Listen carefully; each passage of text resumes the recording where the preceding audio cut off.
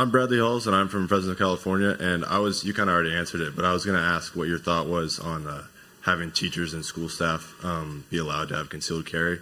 And then also, 18-year-olds are allowed to buy like a shotgun, so why can't we buy pistols too? Right.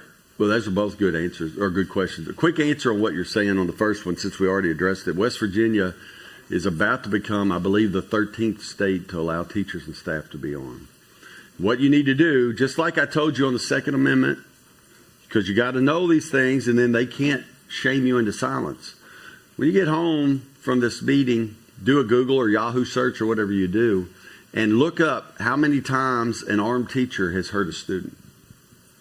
Look up how many times an armed administrator has hurt a student. Because that's the left's knee-jerk reaction. Oh, if we arm them, it'll be too much pressure. Teacher won't be able to help it. Kids will get hurt. That is the dumbest thing I've ever heard. It's so stupid because we have a historical record. 12 states already allow it. They didn't start yesterday. It's been for years. And you've not once read about a teacher who's armed hurting a student. Not one time. Or a staff member. So that's something I would say to you. On the second question, it's ridiculous that 18-year-olds can't buy handguns and rifles, or handguns and shotguns. The good news is in 3 circuits, or 2 circuits, I better not say 3. In 2 circuits in America, the 5th Circuit being one of them, 18-year-olds can. Matter of fact, if you live in Texas, let's see, what comprises the 5th Circuit?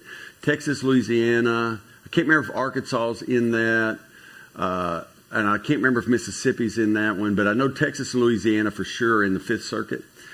And so in Texas, you can get a concealed carry permit at age 18, carry a gun, carry a handgun for self-defense. You buy whatever you want when you're 18, long gun-wise.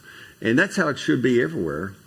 Because if you're 18, I know I was eating breakfast somewhere, and while I've been here, and I saw tons of soldiers.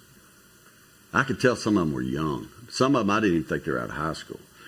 And I'm walking up, thank you, appreciate you, sir, thank you. If that kid is old enough to learn how to call in bomb drops from drones while he's got a machine gun strapped across his chest, while he's carrying 5 or 6 grenades, he's going to do all that. And he's going to come home and go, oh, you can't buy a revolver. I'm not going to be that. Number one, I'm not going to be that stupid. Number 2, I'm not going to be that offensive.